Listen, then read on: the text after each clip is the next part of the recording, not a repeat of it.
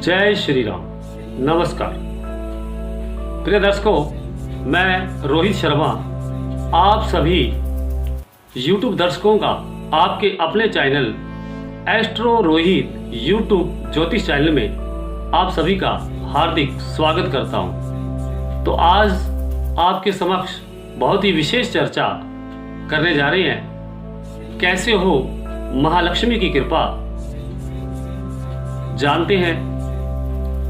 अगर आप भी चाहते हैं हमारे घर महालक्ष्मी की सदैव कृपा बनी रहे, हमेशा सुख समृद्धि रहे और कभी भी घर में धन की तंगी न रहे और हमेशा के लिए हमारे घर माँ लक्ष्मी का वास हो, तो दर्शकों यह वीडियो आपके लिए बहुत ही उपयोगी सिद्ध हो सकता है।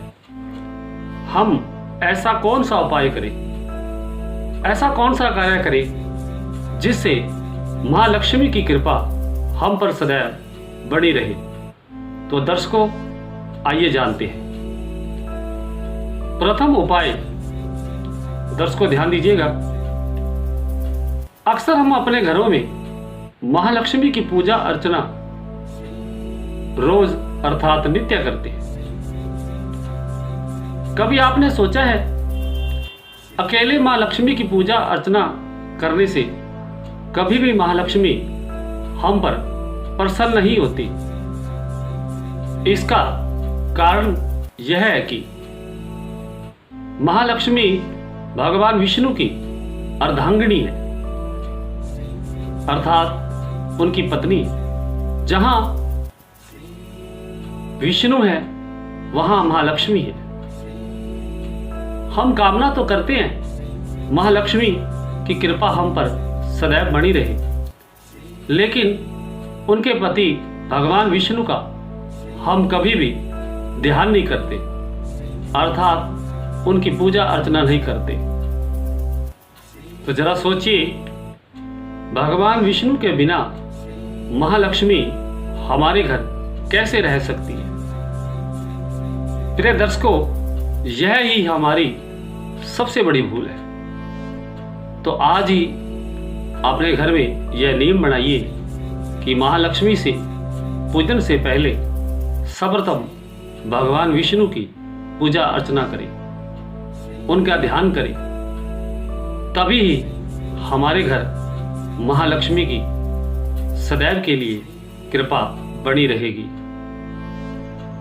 द्वितीय उपाय महालक्ष्मी की कृपा पाने का, ध्यान दीजिएगा। दर्शकों, हमें अपने घर के पूजा स्थलों में महालक्ष्मी की परम संबंधित वस्तुएं, जिनका महालक्ष्मी से घनिष्ठ संबंध माना जाता है, अर्थात दक्षिणावर्त शंख, मोती, सिप्पी और कौड़ियां, ये सभी वस्तुएं अपने घर के पूजा स्थल में रखनी चाहिए, क्योंकि ये वस्तुएं समुद्र मंथन के समय प्राप्त हुई थी और इसी समुद्र मंथन से महालक्ष्मी प्रकट हुई है। इस प्रकार इन वस्तुओं से महालक्ष्मी का गहरा संबंध माना जाता है। इस प्रकार ये वस्तुएं महालक्ष्मी के घर के सदस्य माने जाते हैं।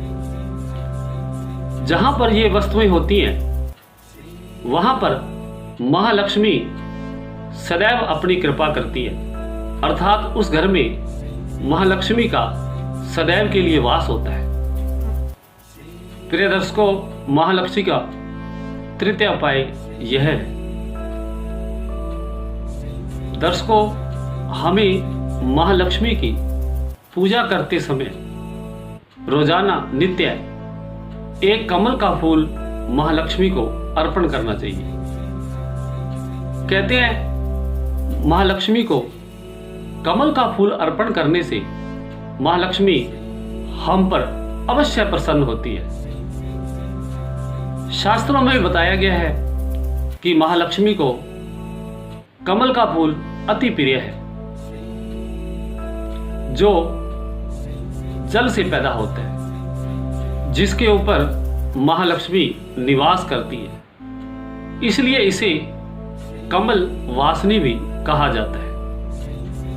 प्रिय दर्शकों, महालक्ष्मी का चतुर्थ उपाय यह है। दर्शकों, हमें अपने घर को साफ सुथरा और स्वच्छ रखना चाहिए, अर्थात अपने घर में सफाई का विशेष ध्यान देना चाहिए।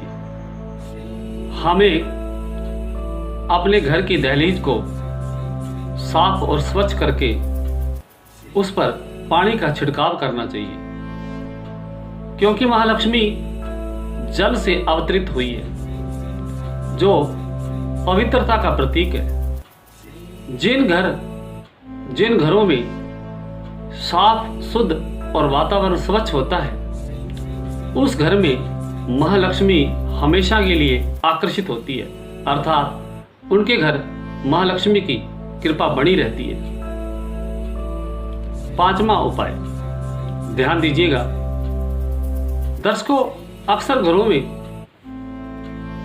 घरों की रसोई, वाश बेसिन व स्नान घर के जो नल हैं, किसी खराबी के कारण उन नलों में से पानी बूंद बूंद करके टपकता रहता है। जिन घरों में इस तरीके का पानी बहता रहता है, उन घरों में कभी भी रुपए पैसे को लेकर कभी भी घर में बरकत नहीं होती। अगर आपके घर में भी ऐसी स्थिति है तो अपने घर के नल को रिपेयर कराएं, अर्थात ठीक करवाएं। हमारी मामूली सी लापरवाही महालक्ष्मी की कृपा में बाधा उत्पन्न कर सकती है। प्रिय दर्शकों, इस प्रकार हम इन बातों का ध्यान रखकर महालक्ष्मी की कृपा के पात्र बन सकते हैं। दर्शकों, अगर ये वीडियो आप लोगों को पसंद आया हो तो प्लीज़ हमारे इस वीडियो को लाइक करना, सब्सक्राइब करना, शेयर करना। एक बात हमेशा याद रखिएगा, जब भी हम किसी गुरु से कोई भी ज्ञान लेते हैं, उस ज्ञान के बदले हम गुरु दक्षिणा अवश्य दिया करते हैं। तो आप लोगों की गुरु दक्षिणा यही है, प्लीज़ हमारे इस एस्ट्रो रोहित यूट्यूब चैनल को सब्सक्राइब करें, लाइक करें और ज़्यादा से ज़्यादा अपने मित्रों को शेयर करें। इन्हीं शब्दों के साथ जय श्री राम।